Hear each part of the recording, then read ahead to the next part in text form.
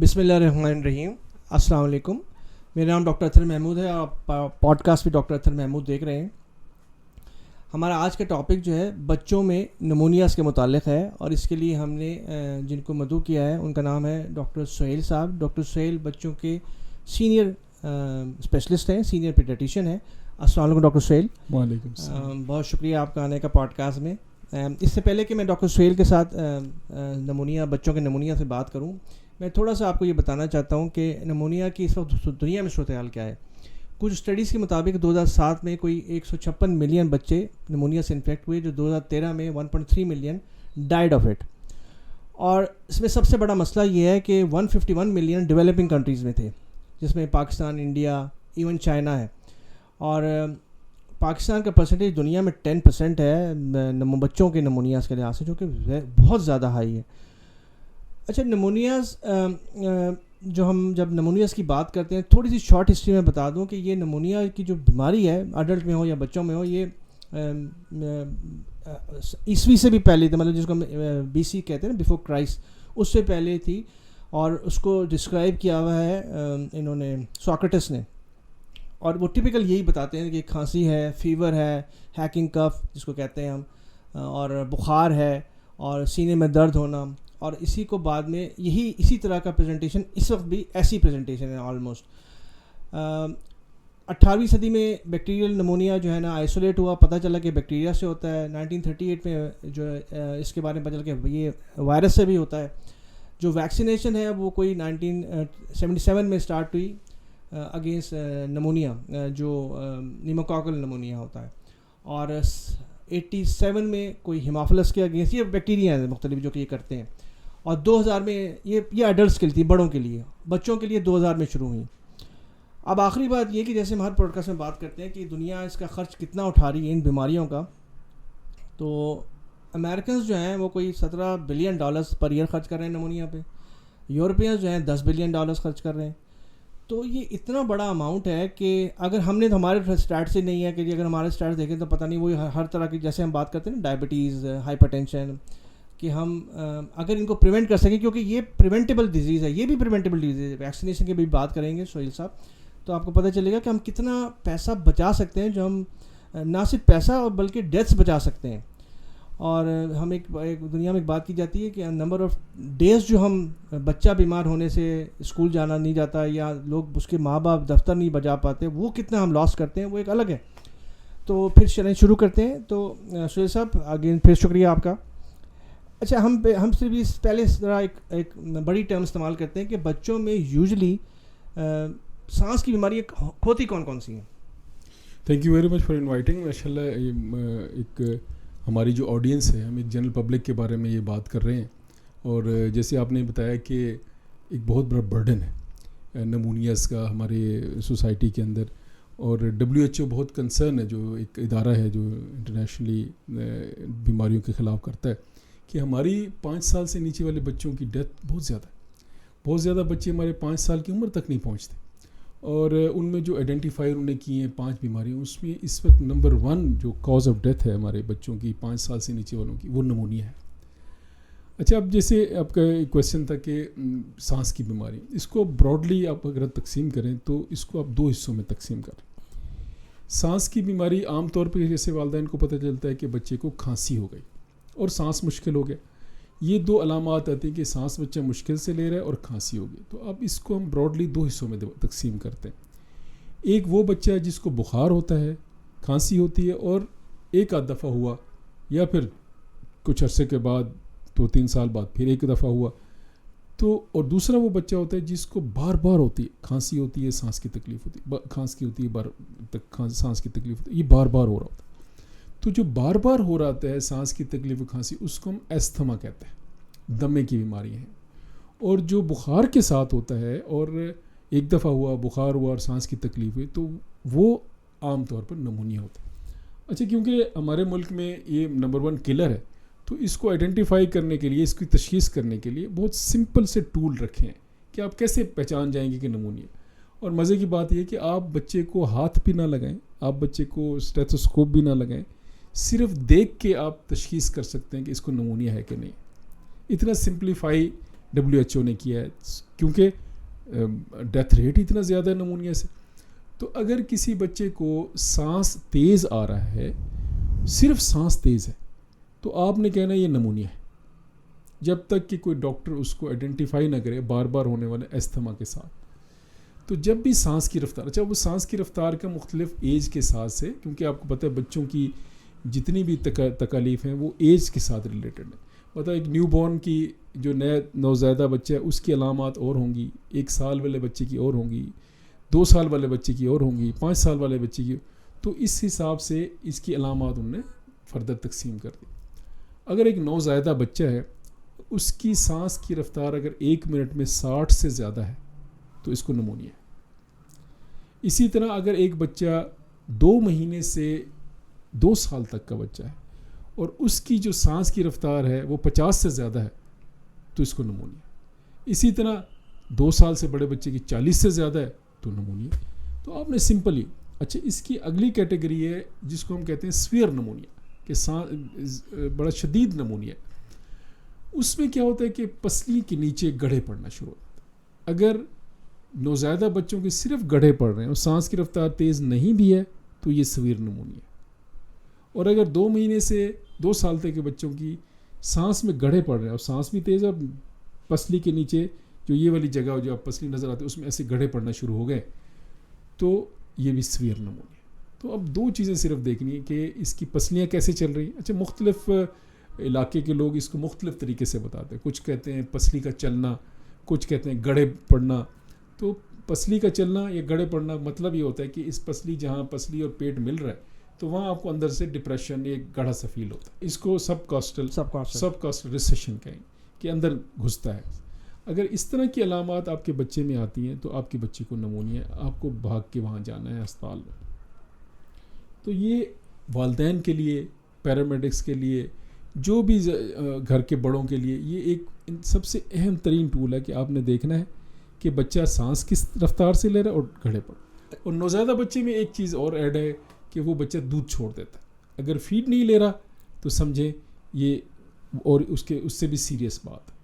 تو اگر بچہ آپ کو ٹھیک بھی لگ رہا ہے اور فیڈ نہیں لے رہا, نیو بورن کی بات میں کر رہا ہوں, تو آپ فوراً اس کو ہسپتال لے کے جائیں گے. اور بڑے بچوں میں سانس کی رفتار کا تیز ہونا اور گڑھوں کا پڑنا, یہ 2 علامات آپ نے یاد کر لینی. اگر آپ کے بچے میں یہ ہو رہا ہے تو آپ کے بچے کو نمونیا. فیور ضروری نہیں ہے, بخار ضروری نہیں ہے. بخار ضروری نہیں ہے. بخار ضروری. اچھا میں پڑھ رہا تھا ایک اسٹڈی, اس میں وہ جیسے ہماری LHVs ہیں نا, WHO نے بڑا کام کیا ہوا ہے اس پہ.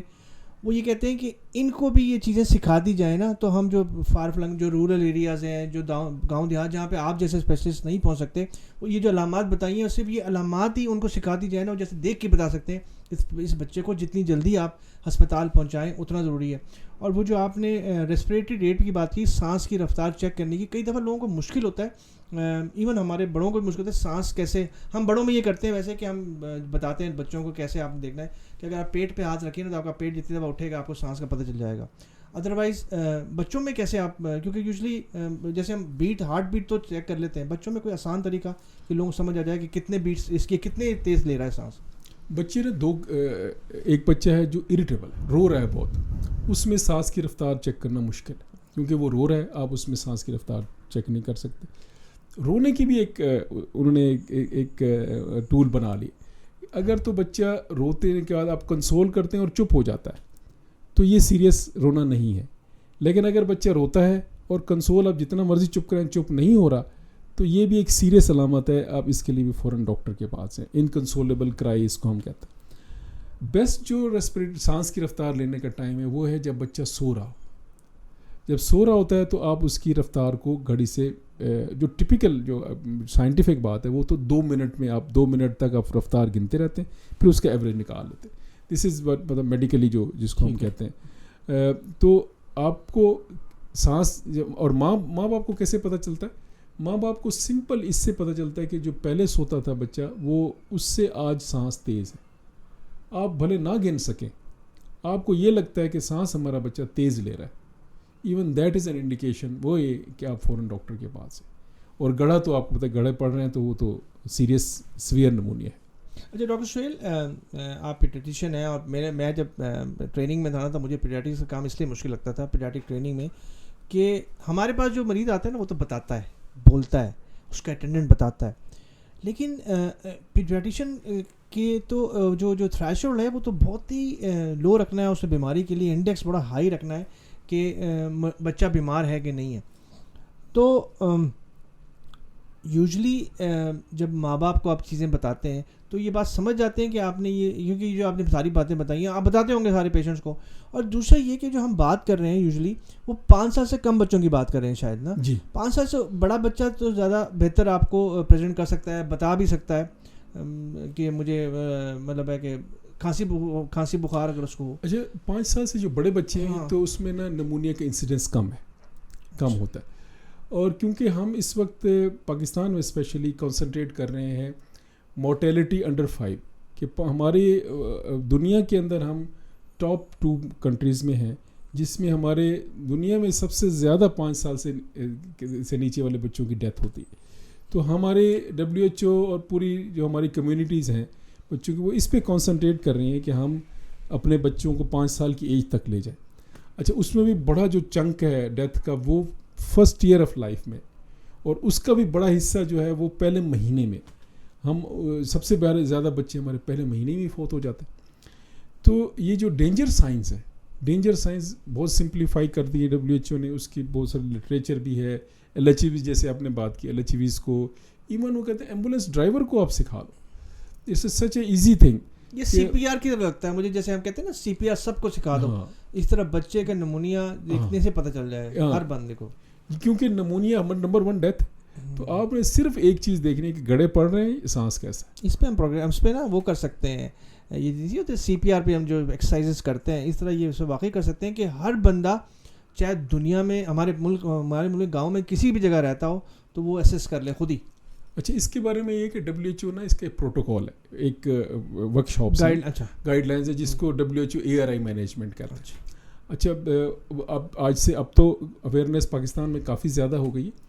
ادروائز میں اگر 20 سال پہلے کی میں نے پہلا جو کیا تھا ARI کا پروگرام, ان کا جو ورک شاپ کی تھی, that was around 20-25 years back.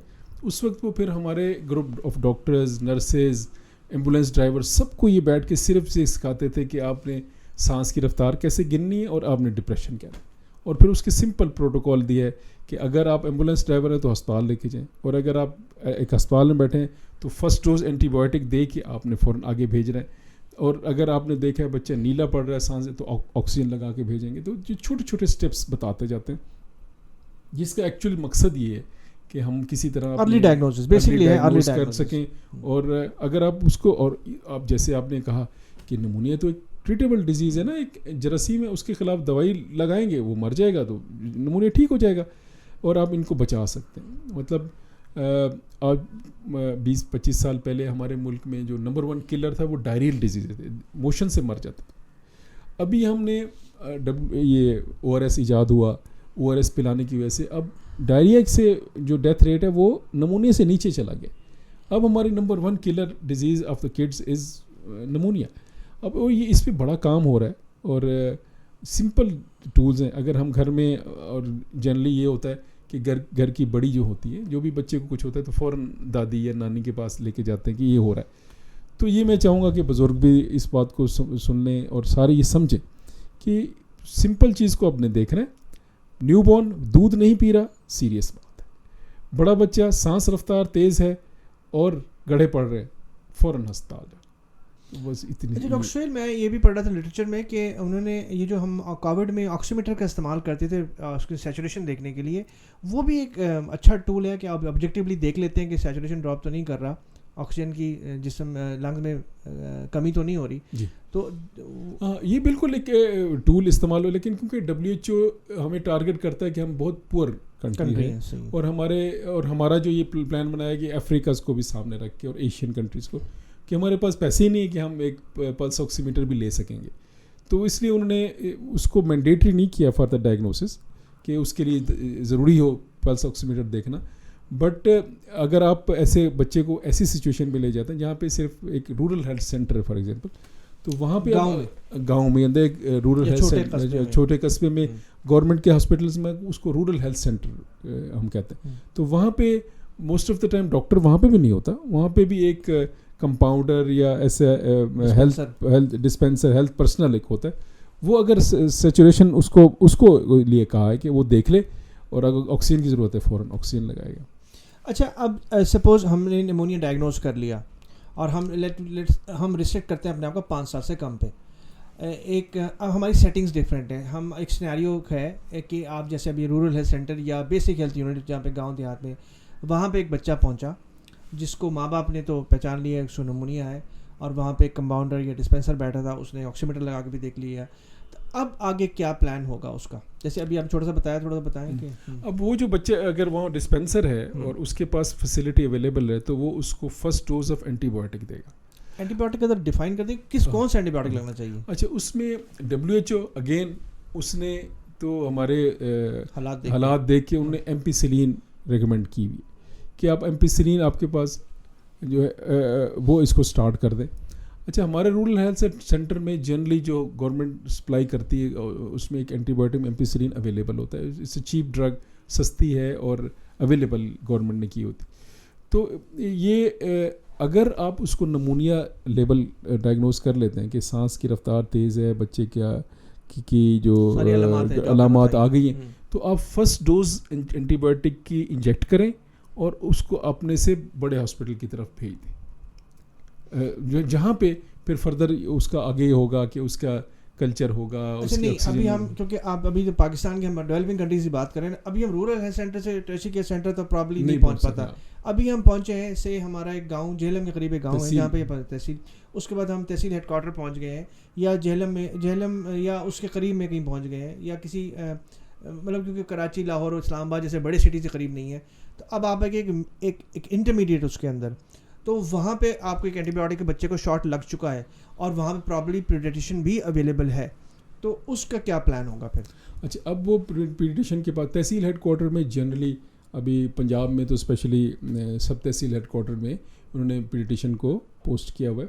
اب جب ان کے پاس وہ آ جاتا ہے تو وہاں پہ ہم اس کو ایکس رے کرتے ہیں اور اس پہ آگے تشخیص کرتے ہیں کہ یہ کون سا نمونیا ہے. اس نے ایک سائڈ پہ ایک پھیپھڑے کو متاثر کیا ہوا ہے, دونوں پھیپھڑوں کو متاثر کیا ہوا ہے, یا پورا ایک جنرلائز سارے پھیپھڑے کے اندر ہی انفلیمیشن ہوئی 3 قسم کے طریقے سے یہ بیکٹیریا جو ہے کرتے ہیں. تھوڑا سا بتا دیں ادھر ہی کہ وہ نمونیا کتنے ٹائپ کا ہوتا ہے, کیونکہ اب آپ پہنچ گئے نا. ہاں, اب وہ جو نمونیا یہ بھی جنرل سا کنسیپٹ ہے کہ یہ وائرل ہوا ہے, یہ بیکٹیریل ہوا ہے.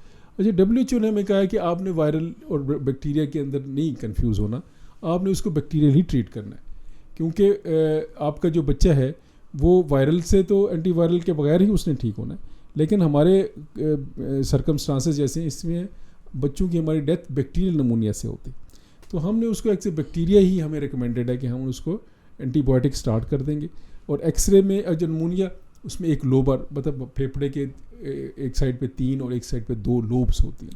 اس لوبس کے اندر اب جیسے پھیپھڑے کا اسٹرکچر یہ ہے کہ اس کے اندر آپ سمجھے اسپنج ہے اور اس کے اندر چھوٹے چھوٹے اسٹراز ہیں, جیسے آپ پیپسی والے اسٹرا دیکھ لیں, اس طرح کے اسٹراز ہیں اور وہ کنیکٹڈ ہیں اسٹار آپس میں, اور پھر وہ مین نرخرے کے ساتھ کنیکٹڈ ہیں جس سے سانس جاری ہے, اور پھر آگے سانس ان پائپس کے ساتھ ہوتے ہوئے اسپنج میں جاتی ہے, اور اسپنج میں اینڈ پہ ایک بلون سا ہے, اور اس بلون کی چھوٹی پتلی سی وال ہے, اس وال سے گیس ایکسچینج کاربن ڈائی آکسائڈ اندر آ رہی ہے, جو خراب گیس ہے وہ خون میں جا رہی ہے, اور خون جو ہے جو صاف آکسیجن ہے وہ جاری ہے, آکسیجن جاری ہے, اور کاربن ڈائی آکسائڈ خون سے واپس اس کے اندر آ رہی ہے, اور وہ ہم باہر نکال دیتے ہیں. تو یہ جو بیکٹیریا یہ جا کے وہاں پہ زخم کر دیتا ہے. اب زخم کرنے سے اس اسپنج کے اندر پانی بھر جاتا ہے, جیسے ہم کسی جگہ زخم ہو تو وہاں پہ پیپ بھر جاتی, تو اسی طرح وہ زخم میں پانی بھر جاتا ہے. اب وہ جو اسپنج ہے وہ بلون جو ہے نا پانی سے بھر گیا, اب جب وہ پانی سے بھر جائے گا بلون تو وہاں سے اب گیس ایکسچینج نہیں ہو سکتی, آکسیجن اندر نہیں اس سے نکل نہیں سکتی, اور کاربن ڈائی آکسائڈ اندر نہیں آ سکتی, آکسیجن نہیں آ سکتی, کاربن سے نکل سکتی. وہ جب وہ نہیں آ سکتی تو اس کی وجہ سے اب خون کے سانس میں مشکل ہو جاتی. اب جب سانس باقی جو حصہ ہے جس کے اندر یہ زخم نہیں ہو, اب اس کو کام کرنا پڑتا ہے زیادہ, جس کی وجہ سے سانس کی رفتار تیز ہوگی, اور وہ تیز رفتار کے ساتھ اب ایک ہمارا مسل ہے جس کو ہم ڈائفرام کہتے ہیں, یہ وہ مسل ہے جو ہمارے پھیپھڑوں کو نیچے کھینچتا ہے, اس سے نیگیٹو پریشر بنتا ہے اور اس سے پھر آکسیجن اندر چلی جاتی ہے. اب وہ جب کھنچتا ہے اس کو کام اب زیادہ کرنا پڑ رہا ہے, جب وہ کھنچتا ہے تو اس سے یہ جو گڑھا پڑتا ہے یہ وہ کیونکہ گڑا ہمارا یہ جو ڈائفرام ہے یہ ہمارے سب کاسٹل مارجن کے ساتھ اٹیچڈ، وہ ایسے پل ڈاؤن کرتا ہے، تو وہ جب بہت زیادہ کھینچ رہا ہوتا ہے، ضرورت سے ایکسٹرا کام کر رہا ہوتا ہے، تو ہمیں وہ گڑا فیل نظر آنا شروع ہو جاتا ہے.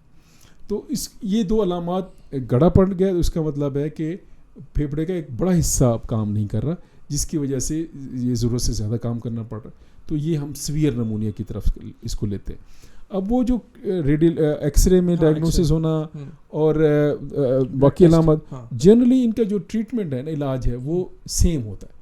اینٹی بایوٹک تو WHO نے اس پہ کانسنٹریٹ نہیں کیا، آپ کو کرنے کی ضرورت نہیں ہے ایکس ریز پہ اور بلڈ کلچر پہ، اس پہ کانسنٹریٹ نہیں کیا. انہوں نے کہا کہ آپ اس کو اینٹی بایوٹک دیں اور دیکھیں اس کی پلس آکسی میٹر کیسی ہے، آپ اس کو سپورٹ کریں ود آکسیجن، کیونکہ اب آکسیجن سانس سے تو کم جا رہی، تو ہم انہیلڈ آکسیجن زیادہ کر دیں گے، سو دیٹ کہ اس کے اندر زیادہ آکسیجن کنسنٹریشن جائے اور اس کو کم کام کرنا پڑے. تو ہم اس کو آکسیجن دیتے ہیں، اینٹی بایوٹک دیتے ہیں، اور وی ویٹ فار دا جرمز کہ وہ جرمز مریں، اور وہ جو زخم ہو گیا وہ ہیل ہوتا ہے، بچہ ٹھیک ہو جاتا ہے. اچھا، یہ ہم نے انٹرمیڈیٹ سینٹر کی بات کی. اب دیکھتے ہیں کہ ایک پیشنٹ کو یہ سارا کچھ کیا، انہوں نے اینٹی بایوٹک بھی دیا، آکسیجن بھی دی، لیکن وہ ٹریٹ نہیں ہو رہا، وہ سیویئر نمونیا بن گیا ہے، اور وہ وہاں سے ریفر کرتے ہیں ایک ٹرشری کیئر سینٹر. اب ٹرشری کیئر سینٹر میں کیا کیا اور چیزیں ہو سکتی ہیں؟ اچھا، اب یہ جنرلی مطلب مور دین 60% تو یہاں پہ ٹھیک رہتا ہے ماشاءاللہ. ٹھیک ہے. اب اس میں سے 10% میں کہوں گا 10-15% ایسے ہوں گے جس کا جو جرم ہے نا وہ اس اینٹی بایوٹک سے نہیں مرا. اب مین ریزن نمونیا کی ٹھیک نہ ہونے کی یہ ہوتی ہے کہ اس دوائی کارگر نہیں ہے جو اس جرم کو مار سک رہی ہے، اور یا آپ کے پاس بچہ اس وقت آیا ہے جب اس کا لنگس کا ڈیمیج بہت زیادہ ہو گیا تھا. اب جب بہت زیادہ ڈیمیج ہو گیا ہے تو اب اس کو آکسیجن ہم ڈیلیور جو کر رہے ہیں وہ پوری نہیں کر پا رہے، جس کی وجہ سے وہ مزید خراب ہو رہا ہے. تو اس کے لیے اب ٹرشری کیئر، اب یہاں پہ جو سہولیات ہیں وہ یہ ہے کہ ہم اس کو آکسیجن کی جو ڈیلیوری ہے اس کو بہتر کر سکتے ہیں. جیسے ہمارے پاس ایک مشین ہوتی ہے جس کو سی پیپ کہتے ہیں، ہائی پیپ کہتے ہیں، کہ وہ ہائی پریشر کے ساتھ آکسیجن اندر پش کرتا رہتا ہے، اور جو ہمارا بیلون ہے اس کو بند نہیں ہونے دیتا، وہ اس کو کھول کے رکھتا ہے تاکہ گیس ایکسچینج ہوتی رہے. اس کو ہائی پیپ کہتے ہیں، اور اس سے ہماری جو ڈیلیوری آف آکسیجن ہے ایکچولی وہ امپروو کرتی. مین وائل ہم اس کا کلچر کرتے ہیں، بلڈ کلچر کرتے ہیں، اس کی سکریشن جو اندر سے نکل رہی اس کا کلچر کرتے ہیں دیکھنے کے لیے کہ یہ جرم کس دوائی سے مرتا ہے. اور ٹرشری کیئر میں پھر ہم اس فیسلٹی کے ساتھ اینٹی بایوٹک کو ریوائز کرتے ہیں، اینٹی بایوٹک کو دوبارہ دیکھتے ہیں اور آکسیجن ڈیلیوری بیٹر کرتے ہیں. اچھا، اگر ہمارے پاس ہائی پیپ پہ بھی ٹھیک نہیں، ڈیلیوری پوری نہیں ہوئی اور وہ کام کرتے کرتے پھیپھڑے فیل ہو گئے ہیں، فیل یا ہو رہے ہیں فیل، تو اس کے لیے پھر ہمارے پاس میکینیکل وینٹیلیشن کی مشین ہے، جس کے ساتھ وہ بھی سمپل سی ایک مشین اب بہت ایزیلی اویلیبل ہے ٹرشری کیئر ہاسپٹلس میں، کہ ہم ایک ٹیوب ڈالتے ہیں نرخرے کے ذریعے پھیپھڑوں کے درمیان میں رکھ دیتے ہیں، اور اس کے ذریعے جو پسلیوں کا کام ہے، جو مسل کام کر رہے ہیں کہ پھیپھڑے کو کھول بند کر رہے ہیں، وہ اب مشین کر رہی، اور اس مشین سے وہ آکسیجن اندر بھی ڈال رہے ہیں، اور وہ جو کاربن ڈائی آکسائڈ اس میں سے نکال رہے ہیں وہ بھی باہر نکال رہے ہیں. سارا کام باہر سے مشین کر رہی ہوتی ہے، اور پھیپھڑے یوز ہمارے پھیپھڑے ہی ہو رہے ہوتے ہیں اور مشین کر رہی ہوتی ہے. تو یہ جو ٹرشری کیئر میں ہمارے پاس دو فیسلٹیز، ہائی پیپ کی oxygen delivery system basically improve کر دیتے ہیں، اینڈ میکینیکل وینٹیلیشن، پلس جو کلچر ہم کرتے ہیں فار ٹو ڈائگنوز کہ یہ کون سا جراثیم ہے اور کس دوائی سے مرے گا. آپ کے کہنے کا مطلب یہ ہے کہ بیسک ہیلتھ یونٹس، اس کے بعد انٹرمیڈیٹ ہاسپٹل یا ٹرشری کیئر ہاسپٹل، اگر ہم اچھا اپنا سسٹم رورل کا بھی ڈیولپ کریں، rural health centres, basic health units, intermediate hospital, تو شاید وہ بچے جو واقعی نہ ٹریٹ ہو پا رہے ہوں سیویئر نمونیا کسی ایسے کازیٹیو ایجنٹ کی وجہ سے، جراثیم کی وجہ سے، جہاں جو کہ نہیں ٹریٹ ہو رہا، تو وہ پھر آپ کا ٹرشری کیئر سینٹر کا بھی والیوم کم ہو جائے گا. اچھا، اس میں یہ تو سرکاری بات زیادہ ہوئی نا کہ ہم rural BHU، intermediate hospital, government سرکاری ہاسپٹل، پھر ٹرشری سرکاری بڑا ہسپتال. اس کے بارے میں مجھے بتائیں کہ ہمارے جو پرائیویٹ سیٹ اپس ہیں اور NGOs ہیں اس میں کتنا ایک کام ہو رہا ہے؟ اچھا، جنرلی یہ جو جراثیم ہے نا، یہ سوسائٹی اور کمیونٹی بے ایکوائرڈ ہوتا ہے نا. کمیونٹی کے اندر جراثیم ایسے نہیں ہوتے جو کہ ان دوائیوں سے ریزسٹنٹ ہو. انفارچونیٹلی بدقسمتی یہ ہے کہ ہمارے رورل سینٹرز میں یا گاؤں دیہاتوں میں کویکری ہے جو مطلب بغیر سمجھے دوائیاں، انجیکشن، اینٹی بایوٹکس لگائے جا رہے ہیں، اچھا وہ اس سے ایک تو یہ جو کامن ہے کہ اینٹی بایوٹک آنے سے شاید بچے کو نقصان ہوتا ہے، بچے کو نقصان شاید کم ہوتا ہے، لیکن وہ جو جراثیموں کو مضبوط کرنے کا زیادہ ہوتا ہے کہ ہم وہ دوائی کھلا کے جو کمیونٹی کے جرمز ہیں ان کو ان دوائیوں سے ریزسٹنٹ کر دیتے ہیں کہ اب وہ اس دوائی سے وہ کمیونٹی بیس جرم جو ہے وہ مرے گا نہیں، تو جس کی وجہ سے آپ کو وہ اینٹی بایوٹک کارگر نہیں ہوتی. تو این جی اوز کا جو رول ہے اس میں ایک تو پیرنٹل ایجوکیشن بہت امپورٹنٹ ہے، ایجوکیشن آف دا لوکل جو لوگ ہیلتھ کیئر میں انوالو ہے ان کی ہے، پھر وہ خود ایسے سینٹرز کا پرووائڈ کرنا جس میں وہ اینٹی بایوٹک کی جوڈیشیل یوز ایسا کر سکیں کہ جو ایک خاص لمٹ والے ہی اینٹی بایوٹک استعمال کی جائے، طور پہ دوائیاں استعمال کی جائیں. جی یہ بھی ایک الگ ٹاپک ہے پاکستان میں، یہ تو بہت بڑا ہمارا بہت بڑا ایک چھپتا ہوا ایک پرابلم ہے. وی ول ڈسکس اٹ انشاءاللہ، ہم اس کو بھی ڈسکس کریں گے. اچھا ڈاکٹر سہیل مجھے یہ بتائیے کہ ہم نے بات کر لی مینجمنٹ کی، لیکن مجھے یہ بتائیں گے کیونکہ کامنسٹ جو ہے وہ 5 سال سے کم ہے، آپ نے بتایا کمیونٹی ایکوائرڈ ہوتا ہے، اس سے ویکسین میں ہم بعد میں بات کریں گے. یہ جو بچے پیدا ہوتے ہیں نوزائیدہ بچے، ان کی سب سے بڑی وجہ ویکسین کی جو نمونیاز کی کیا ہوتی ہے؟ سیٹ اپ مطلب ہاں جیسے میں نے ابھی ذکر کیا کہ سب سے زیادہ ڈیتھ ہی فرسٹ منتھ میں ہو رہی. اچھا اب یہ جو نیو بورن بچے کو جو نمونیا ہو جاتا ہے نا، وہ یہ اس کی 2 ریزنز ہیں. ایک وہ جراثیم جو اس نے ماں کے پیٹ سے لے لیا، اور ایک وہ جراثیم جو پیدائش کے ٹائم پہ لے لیا. اچھا وہ جیسے انفارچونیٹ اگین ہمارے ہیلتھ سسٹم میں یہ پرابلم ہے کہ ہم زچہ کا خیال نہیں رکھ پا رہے. جس طرح نوزائیدہ کی ڈیتھ زیادہ، ایسے زچہ کی ڈیتھ ریٹ بھی ہمارے ملک میں ابھی تک زیادہ ہے. تو وہاں پہ جو ایسا ماحول لیبر روم کے اندر یا ڈیلیوری کی دائی یا LHV جیسے وہاں پہ کر رہی ہے، اس کا جو ٹولز ہیں یا اس کے جو بچے کو ہینڈل کرنے کا جو طریقہ ہے وہ اتنا ان ہائیجینک ہے کہ وہاں سے 90% جو بچے کے انفیکشن گین کرتے ہیں نا فرسٹ منتھ آف لائف کی بات کروں تو وہ وہاں پہ اپنے اس ڈیلیوری روم کے اندر لے لیتے ہیں. 10% ایسے ہوتے ہیں جو ماں کے انفیکشن، ماں کو پیشاب کی نالی کا انفیکشن ہوا ہے یا جس راستے سے بچے نے پیدا ہونا ہے اس راستے میں اگر انفیکشن ہے تو وہ سیکریشنز بچہ اگر اس کو لگ جاتی ہیں تو اس میں انفیکشن بچے کو ہو جاتا ہے نوزائیدہ کو. اور لیکن وہ 10% سے زیادہ نہیں. مطلب ڈیلیوری روم تو ہو گیا نا کہ ہسپتال کا ڈیلیوری روم، یہ تو گھروں میں ڈیلیوری کی بات ہو رہی ہے. گھر کی ڈیلیوری ہے، LHV جہاں پہ کرا رہی ہے، جہاں پہ سیانی جو محلے کی سیانی ہے وہ کرا رہی ہے، دائی کرا رہی ہے. تو وہ جو جگہ ہے ان کی بڑی مشکل سے ہم نے tetanus because of the vaccination ہم نے کنٹرول کیا. ادروائز تو ہم تو زنگ لگے ہوئے اوزار سے ناف کاٹ رہے تھے بچوں کی، جس سے ہمارے بچے ٹیٹنس سے ان کی ڈیتھ ہو رہی تھی.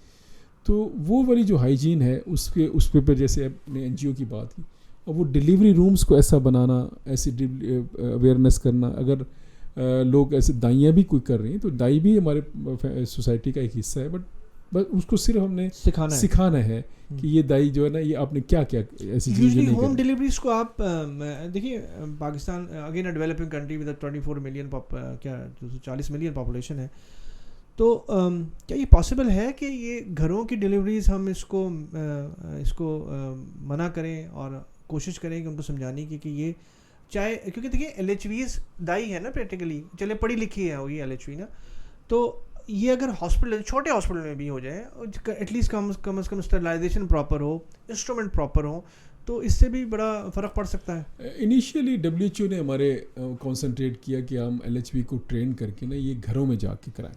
اچھا بٹ ہم یہ اس کو امپلیمنٹ نہیں کر پائے. جیسے ابھی تک ہم ملیریا ٹھیک نہیں کر پائے، جیسے ابھی تک ہم TB ٹھیک نہیں کر پائے، یا پولیو بھی ابھی تک ایریڈیکیٹ نہیں کر پائے. تو وہ والا ہم اس میں نہیں کر سکے. ہماری جو LHV جس کو ہم ٹرین کر دیتے ہیں، اگین وہ LHV پھر وہ اپنا ایک سیٹ اپ بناتی ہے یا وہ ایک رورل ہیلتھ سینٹر میں بیٹھتی ہے. تو جس طرح کی ابھی اویئرنیس ایسا ہے کچھ ریموٹ ایریاز کو چھوڑ کے، جنرلی ہمارے پاس اب بھی فیسلٹی ہے کہ ہم ایک صحت مند جگہ پہ، کلین جگہ پہ ڈیلیوریز کرا سکتے ہیں. اور کمیونٹی میں بھی کمیونٹی سینٹرز بھی ہیں، تو وہاں پہ یہ اویئرنیس دینا بہت ضروری ہے کہ آپ ایک ایسی جگہ پہ، میں پیرنٹس کو جو کہتا ہوں کہ آپ ایسی جگہ پہ اپنے بچوں کی ڈیلیوری کرائیں جہاں پہ زچہ اور بچہ دونوں کو دیکھنے کی سہولت ہو. آپ یہ بھی ایک بہت اہم ٹاپک ہے، جیسے اس پہ بھی ہم بات کرنا چاہیں گے کہ والدین بننے سے پہلے بھی آپ کی کچھ ذمہ داریاں آپ نے سوچنا ہے کہ والدین میں بننے جا رہا ہوں تو کیا کیا میں نے کرنا ہے. ایسے ہی بچہ جب پیدا ہونا ہے تو اس کے لیے بھی آپ نے پری ریکوزٹس دیکھنا ہے کہ اب ڈیلیوری میری پریگننسی ہوگی تو اس میں میں نے کیا کرنا ہے. ڈیلیوری کے ٹائم میں نے آپ نے سلیکٹ کرنا ہے وہ جگہ جہاں پہ آپ کے پاس بچہ اور بچے دونوں کو دیکھنے کی سہولت ہے. اب سارے 9 months کی ایفرٹ تو بچہ نے کر لی, اب وہ جو پروڈکٹ آ رہی ہے اس کو کون دیکھے گا, اس کے ساتھ کیا کیا جائے گا, فوراً یہ اس کو بہت سمجھنے کی ضرورت ہے. اچھا یہ ہو گیا نوزائیدہ بچے, نیو نیٹس, پہلا مہینہ. اس کے بعد کیا یوزول فیکٹر, جیسے سردیاں آ رہی ہیں, ہمارے پوڈ کاسٹ میں نے ایسے میں سردیوں میں ایسے بھی کیا کیونکہ آج کل بہت زیادہ ہمیں فون آ رہے ہیں کہ نا آپ اس پہ کریں پوڈ کاسٹ. تو سیزنل فیکٹر.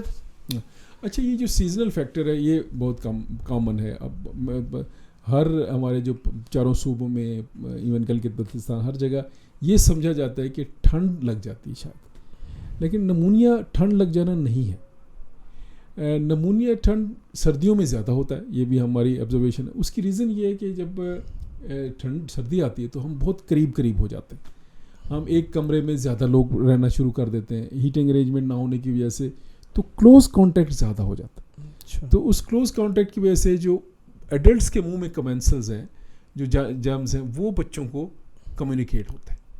اور وہ جیسے اگر اسی کے اندر کوئی باہر جانے والا بچہ ہے, اسکول گوئنگ بچہ ہے, کہیں سے اس نے ایکوائر کیا ہے تو اس نے گھر میں آ کے کھانسا ہے, اور کیونکہ سب قریب بیٹھے ہوئے ہیں تو زیادہ ہو جاتا ہے سردیوں میں. گرمیوں میں ہم دور رہتے ہیں تو اس لیے گرمیوں میں اس کا انسیڈنس اس وجہ سے کم ہے. دوسرا یہ کہ کچھ جگہوں پہ جہاں پہ بہت ایکسٹریم سردیاں ہوتی ہیں وہاں پہ چل ہو جانا بچہ ایسے جس کے اندر چل ہم اس کو کہتے ہیں کہ کور ٹیمپریچر, انٹرنل ٹیمپریچر, آپ ایسی ٹھنڈی میں رہے آپ کچھ دیر کے لیے کہ آپ ہیٹ نہ ہو سکے اور آپ کا اندر کا باڈی ٹھنڈی ہوگی. اس سے پھر آپ کی جو امیونٹی ہے وہ ٹیمپریرلی ریڈیوس ہو جاتی ہے اور آپ کے اپنے جرمز آپ کو لگ جاتے ہیں. اچھا یہ بڑا امپورٹنٹ فیکٹر ہے لوگوں کو سمجھنا, یہ بات بھی بڑی ضروری ہے کہ وہی بات کہ آپ لوگ جب سردیوں میں, کیونکہ آپ پھر کمروں میں ایک میں زیادہ لوگ رہتے ہیں تاکہ ٹھنڈ سے بچیں. اچھا ڈاکٹر سہیل, اس میں کف کا ایک بڑا ایک ہیکنگ کا, جو کہ نمونیا کف جو ہے as a part of pneumonia, تو اس میں کئی لوگ بڑے ریمیڈی جیسے کیا گھروں میں شہد کھلا دو, یہ کر دو, کسی کا پانی بنا کے دیتے ہیں, نیبولائزیشنز لوگ کر دیتے ہیں. تو اس کے بارے میں تھوڑا سا بتائیں گے کہ لوگوں کو کہ اس کو کیسے مینیج کریں. یہ بہت امپورٹنٹ یہ پوائنٹ ہے, میں اس پہ ضرور.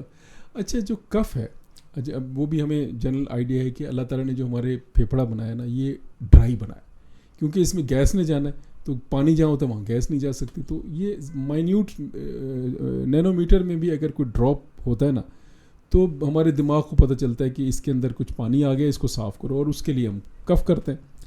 کف جو علامت جیسی آئے کف, تو اس کا مطلب ہے کچھ ناک سے لے کر پھیپھڑے تک کہیں نہ کہیں کچھ ہو رہا ہے جس کو ہم نے دیکھا. اچھا کف کیونکہ جب نمونیا میں بھی کھانسی ہوتی ہے, ہم نمونیا کے اوپر اگر بات کریں تو جو نمونیا والی جو کھانسی ہے, یہ نمونیا ٹھیک بھی ہو جاتا ہے نا تو کف کھانسی کافی دیر تک رہتی ہے, کیونکہ ہمارا جو سینٹر ہے جو کف کو ریگولیٹ کرتا ہے وہ سینسٹیو ہو جاتا ہے. اب اس کے لیے بہت ساری ریمیڈیز بنی, پرانے ہوم ریمیڈیز ہیں یہ.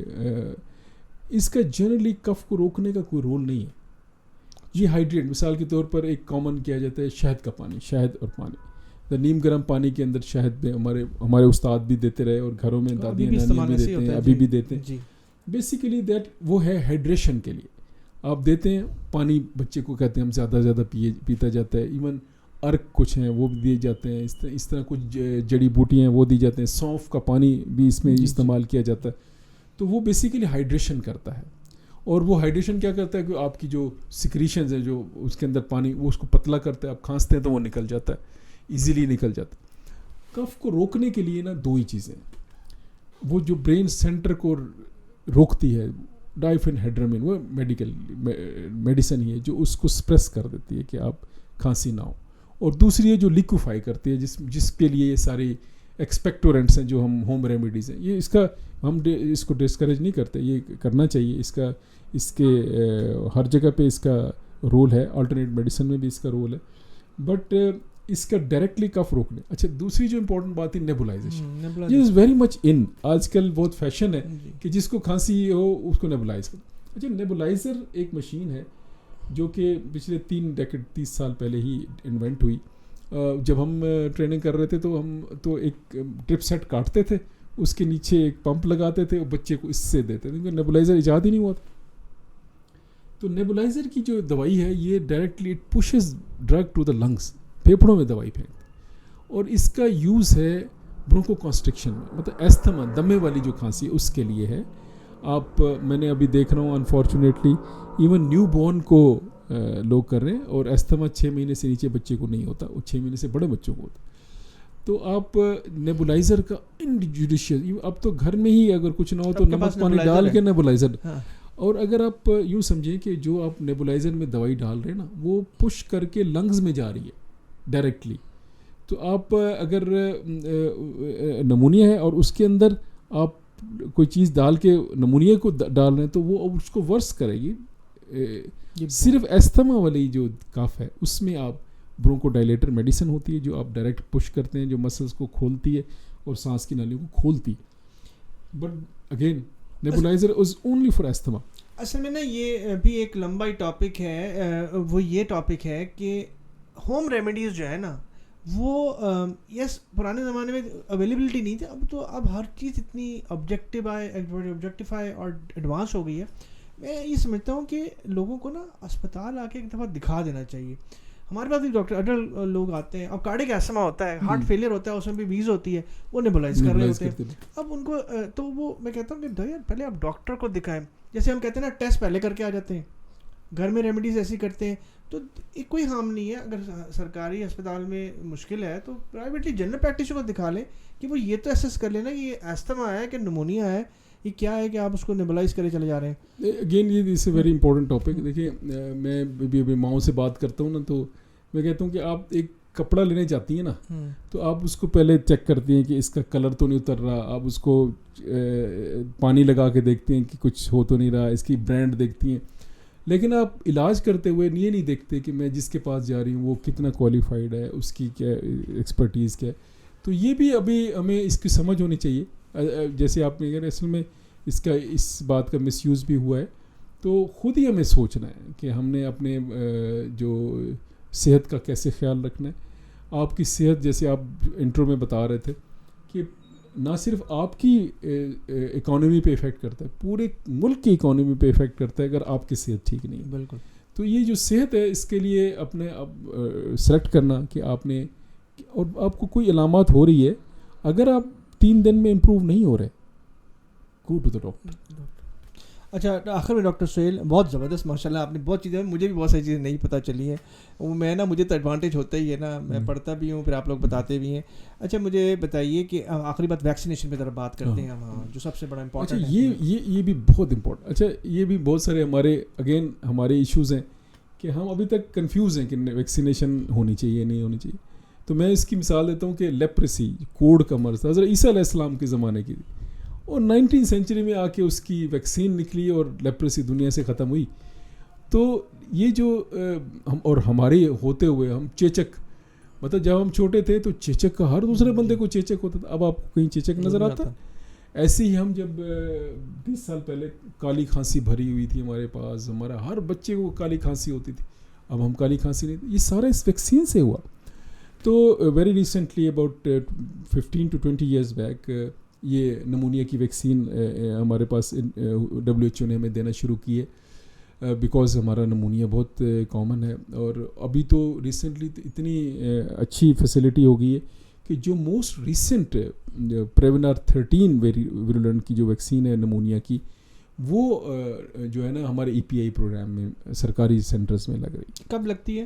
اچھا یہ اس کے انہوں نے 6 ویکس سے اسٹارٹ کیا, 1.5 مہینے کا, 2.5 مہینے کا, 3.5 مہینے کا. یہ ایک مہینے کے گیپ سے 3 ٹیکے لگتے ہیں نمونیا کے, یہ لگاتے ہیں. اور پھر جو ریکمینڈڈ ہے وہ اس کا بوسٹر ہے 1.5 سے 2 سال کی عمر میں. لیکن پہلے 3 اگر آپ لگا لیتے ہیں تو آپ اس نمونیا سے, جو موسٹ کامن پریولنٹ نمونیا کی کاز ہے, اس سے آپ بچ جاتے ہیں. اور اس نے بہت بنگلہ دیش میں اس نے بہت افیکٹولی کام کیا ہے, بہت اس میں مورٹیلٹی ان کی کم ہوئی ہے. ہم سے اب ان کی نمونیا کی مورٹیلٹی کم ہو گئی ہے. اور یہ سب سے اہم ٹول ہے بچاؤ کا کہ ویکسین, اور ٹرسٹ کریں, سسٹم پہ جائیں اور اپنے EPI سینٹر میں جائیں. وہاں پہ آپ کو کارڈ ابھی تو جیسے ہم ایک سینٹر کو سپروائز بھی کرتے ہیں تو WHO نے اس کی ٹیم بنا دی ہے. اب وہاں پہ آپ نادرا سے کنیکٹ کر دیا ہوا ہے. اب آپ کے ID کارڈ کے اوپر وہ ویکسین بچوں کو لگتی ہے. اینڈ ابھی ریسنٹلی دے آر پلاننگ کہ وہ آپ کو گھروں پہ آ کے ریمائنڈر بھی دیا کریں گے جیسے ترقی یافتہ ملک میں ہو رہا ہے. تو اس فیسلٹی کو کرنا ہے ویکسینز از ویری امپورٹنٹ. دیکھیے ہم نا ہر دفعہ یہ بات کرتے ہیں نا, ہم پاکستان کی جب بات کرتے ہیں نا تو ہم یہ سمجھتے ہیں کہ پاکستان میں بہت سارا کام نہیں ہو رہا, لیکن لوگوں کو نہیں پتہ بہت کام ہو رہا ہے. جو ہیلتھ سیکٹر ہے اس میں سرکاری اور غیر سرکاری دونوں اداروں میں بہت زیادہ کام ہو رہا ہے. ہم پوڈ کاسٹ کا مقصد ہے نا وہ یہ ہے کہ ہیلتھ سسٹم کا برڈن جو ہے نا وہ کم ہو. جیسے آپ نے بتایا ہم مطلب اس پہ بہت زیادہ فوکس کرتے ہیں, جیسے کارڈیالوجی کی, میڈیسن کی, ڈائبٹیز میں, کہ ہم نے ہونے سے روکنا ہے. ایک دفعہ ہونے سے, جیسے ویکسین کا رول ہے, ہونے سے روک لیا, اس کے بعد آپ کا برڈن ظاہری بات ہے کم ہو جائے گا. ڈاکٹر سہیل بہت بہت شکریہ. اب مجھے ایک چھوٹا سا ایک شارٹ سا پیغام بتائیں ان لوگوں کے لیے جو کہ یہاں پہ نہیں رہتے, دور دراز علاقوں میں رہتے ہیں, گاؤں دیہاتوں میں رہتے ہیں.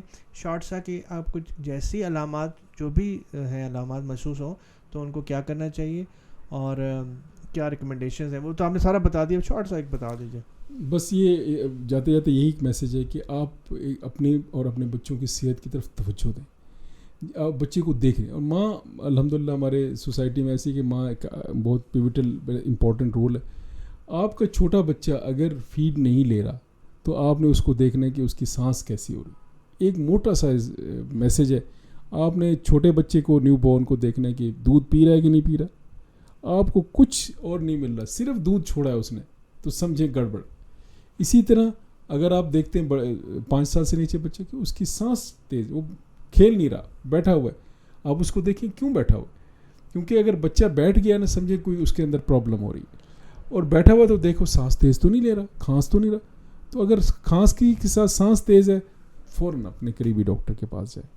چلیں بہت شکریہ ڈاکٹر سہیل. ڈاکٹر سہیل کا تھوڑا سا میں بتایا شروع میں بتانا میں بھول گیا. ڈاکٹر سہیل ایک بہت بڑے پرائیویٹ ادارے میں ہیں, صبح پڑھاتے ہیں, میڈیکل کالج بھی ہے وہ, اور شام کو اپنی پریکٹس کرتے ہیں, اور بہت ہی مصروف آدمی ہے. پیڈیاٹیشین تو میں پہلے بھی کہتا ٹریننگ میں جب میں نے پیڈیاٹیشین کو دیکھا نا اور میں بچوں کو دیکھا, میں نے کہا یار یہ ہر بندے کے بس کی بات نہیں ہے. بچوں کو ٹریٹ کرنا نا یہ اللہ کی طرف سے کچھ گاڈ گفٹیڈ لوگ ہیں جو کر سکتے ہیں, کیونکہ اس میں اور بڑے سارے پہلو ہیں نا کہ ہم اڈلٹ لوگوں کو دیکھنے کے عادی ہیں نا, لیکن بچے کی جو تکلیف ہے, جو مشکل ہے, وہ نا ہر بندہ اس کو نہیں جو ہے نا وہ برداشت کرنے کی. پھر اس کے اندر اپنی سینٹی کو مینٹین رکھنا, اپنے آپ کو مطلب آپ دوائی پرسکرائب کر سکیں اس سے پہلے کہ پریشان ہونا شروع ہو جائیں. ایون میں میرے ماشاء اللہ بچے ہیں, لیکن ہم بھی پریشان ہو جاتے ہیں پہلے نا. تو پیڈیاٹیشین اور مطلب میں کہوں گا کہ وہ نیکسٹ جو ہے نا وہ ان کا درجہ نا بہت اوپر ہے پیڈیاٹیشینس کا. نہیں, میں اپنے اسٹوڈنٹس کو کہا کرتا ہوں کہ ڈاکٹر نا کوئی بن ہی نہیں سکتا جب تک کہ اللہ تعالیٰ اس کے اوپر کوئی نہ کرے صحیح جس کو ڈاکٹر کہتے ہیں. باقی تو اب پروفیشن ہے, باقی آپ کسی بھی جگہ, لیکن اگر آپ مسیحا ہیں اور لوگوں کا علاج کرتے ہیں تو کیونکہ اللہ تعالیٰ کو سب سے زیادہ پسند اپنا انسان ہے, تو وہ انسان کے ساتھ زیادتی کرنے والے کو پسند نہیں کرتا. تو اس لیے اللہ تعالیٰ ہمیں ہمت دے, کوشش کرتے ہیں اللہ تعالیٰ ہمت دے. ڈاکٹر سہیل آخری بات مجھے بتائیں کہ آپ کے اور مشاغل کیا ہیں؟ اتنے بزی آدمی, صبح 7 بجے سے رات 11 بجے تک آپ کام میں لگے. اس کے علاوہ ہم لوگ پوچھتے ہیں نا اپنے کنسلٹنٹ سے, کیونکہ ڈاکٹر بھی حال انسان ہی ہے, بہت لوگوں کے بہت سارے شوق ہوتے ہیں, کوئی بکس پڑھتے ہیں, جو لوگ یہاں پہ ہے کوئی بکس پڑھتا ہے, کسی کو ٹریولنگ کا شوق ہے, کوئی ہائیکر ہے, کوئی ڈیزرٹ میں جانا پسند کرتا ہے, کوئی صرف ڈاکٹری کر رہا ہے. ہمارے ڈاکٹر صاحب ہیں وہ بہت زیادہ ڈاکٹری کرتے ہیں ماشاء اللہ سے, پر لیکن اسٹل آپ کی کیا مشاغل ہے؟ بس میرے پاس جتنا ٹائم ہوتا ہے میں ایک تو فیملی کے ساتھ گزارتا ہوں, چلیں, اور پھر بچوں کو لے کے ہائیکنگ بھی کرتا ہوں, شاپنگ بھی کرتا ہوں, اور ہماری class we are very good group, 150 کی کلاس ویل نیٹ گروپ ہے. ہر سال ہم ملک سے باہر بھی اور ملک کے اندر گیٹ ٹوگیدر کرتے ہیں ہفتے 10 دن کا. تو یہ میرے دوستوں سے ملنا اور لوگوں کے ساتھ انٹریکشن کرنا یہ مجھے پسند ہے. یہ آپ پسند ہیں؟ اچھا آخری بات ڈاکٹر صاحب, ہم نے فلسطین کے بارے میں بہت ضروری بات کرتے ہیں کہ آپ دنیا کے لیے اور فلسطین کہ ہم تو فی الوقت دعا ہی کر سکتے ہیں نا. میں ہمیشہ کہتا ہوں ہم دعا ہی کرتے ہیں. لوگ جو ہے نا ان کو وہ اوبیسلی وہ کیا کہتے ہیں امداد بھی یہاں سے بھیجتے ہیں, بڑی اچھی سوسائٹیز کام کر رہی ہیں, تو آپ کے لیے ان کے لیے کوئی پیغام ہے؟ ہماری لائف ٹائم کا ایک بہت المیہ اس وقت چل رہا ہے, ہم اپنی آئندہ والی جنریشن کو بتا پائیں گے کہ یا نہیں, کہ کیا ہمارے زمانے میں کتنا بڑا ایک المیہ ہو رہا تھا. ہماری بدقسمتی یا ہم ایسی وسائل ایسی جگہ رہتے ہیں یا ایسی وسائل میں ہیں ایسی کہ ہم فزیکلی وہاں پہ کچھ کر نہیں سکتے, لیکن اس میں ہمیں ضرور احتجاج کرنا چاہیے, اس میں ضرور ہمیں لوگوں انٹرنیشنلی اس کی آواز اٹھانی چاہیے. میں ایز اے پیڈیٹیشین کہوں گا کہ جس طرح بچوں کے ساتھ وہ زیادتی وہاں پہ ہو رہی ہے, انٹرنیشنل کمیونٹی کو اس میں اپنا رول ادا کرنا چاہیے. جو ہمارے بھی جہاں جہاں پہ اثر و رسوخ ہمارا ہے وہاں تک ہماری بات ہمیں پہنچانی چاہیے, اور یہ ہمیں اس پہ پریشر بنانا چاہیے کہ وار سے دنیا کے اندر جتنی وار سب سے زیادہ جو افیکٹ ہوئے نا وہ بچے ہوئے, اور وہ آئندہ آنے والی نسلیں ہماری ایک عرصے تک ٹراما لے کے, جو بچ بھی جاتے ہیں بچے تو ایک ذہنی ٹراما لے کے زندہ رہتے ہیں. تو ہم انٹرنیشنل کمیونٹی سے اپیل کریں گے کہ اس جینوسائیڈ کو اور اس ظلم کو, اس بربریت کو روکا جائے, اور ہم جہاں تک آواز اپنی دکھ کی, اس افسوس کی آواز, اور ہماری اس دکھ کی گھڑی میں ہم فلسطین بھائیوں کے ساتھ ہیں, ہماری دعائیں ان کے ساتھ ہیں. اللہ ان کو ہمت دے, اللہ ان کو اس ظلم اور بربریت سے بچائے. بہت شکریہ ڈاکٹر سہیل, بہت شکریہ, آپ سے بات کر کے بڑا مزہ آیا, اور انشاءاللہ یہ پوڈ کاسٹ ہے نا اٹ ول بی یہ بہت ہی فائدہ مند لوگوں کے ثابت ہوگا. میں شروع میں ایک بات یہ بتا رہا تھا کہ اس پوڈ کاسٹ کا مقصد نا دو ہیں. ایک تو یہ کہ ہم اس لیول پہ بات کریں جہاں پر جو کنسلٹنٹ لیول ہے یا سینئر جنرل پریکٹیشنرز لیول ہے, جن جو ایکسپیرینس لوگ ہیں, اور ان کی بات جو ہے نا وہ لوگوں تک پہنچے. اس میں کنسلٹنٹس بھی ہیں, اس میں سینئر میڈیکل اسپیشلسٹ بھی ہیں, اس میں سینئر جنرل پریکٹیشنرز بھی ہیں, وہ سب کیونکہ ان کی بات اوتھینٹک ہوتی ہے. دوسری بات اس کا پوڈ کاسٹ کا فائدہ یہ کہ ہم اسٹڈیز بیس بات کرتے ہیں, ہم ٹرائل بیس بات کرتے ہیں, ہم گائیڈ لائنز میڈیٹڈ بات کرتے ہیں, جو دنیا میں گائیڈ لائنز, یہ بھی لوگوں کو تاکہ پتہ چلے نا کہ یہ جو ہم بات کرتے ہیں نا یہ ہم پڑھ کے دیکھ کے according to the guidelines یہ ساری باتیں ہیں, تو اس کا بھی لوگوں کو فائدہ ہوگا انشاءاللہ. بہت شکریہ. Thank you very much for inviting. بہت شکریہ. السلام علیکم.